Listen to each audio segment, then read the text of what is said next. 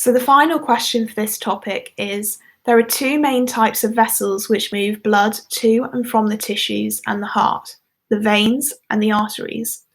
Contrast the differences between these two vessels and how these properties are related to their functions. This is worth 6 marks.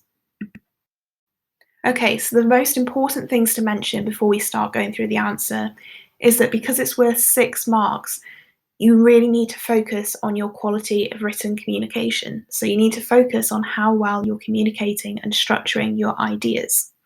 The top answers will use comparative statements. So that will mean that they make, in one sentence, they say, this is like this with the veins, whereas with the arteries, this is like this. So it needs to be comparative statements. And you must mention both the veins and the arteries to get anything above 2 marks. So for 6 marks, you could have any 6 from the following. Let's look first at the direction of blood. So arteries always carry blood away from the heart, whereas veins always carry blood to the heart. Arteries always carry oxygenated blood, so blood that contains oxygen, whereas veins always carry deoxygenated blood, so that's blood that doesn't contain oxygen because it's been released at the cells. You can, however, say that the only exception to this is the pulmonary vein.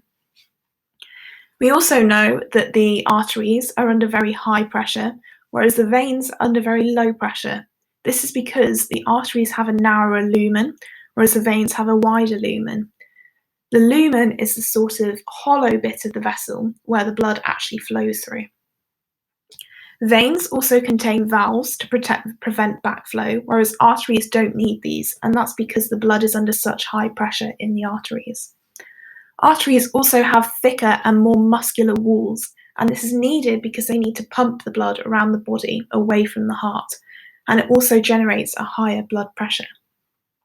Meanwhile, veins have thinner and less muscular walls. They don't need to pump the blood. It naturally flows back to the heart, and they're under much lower pressure.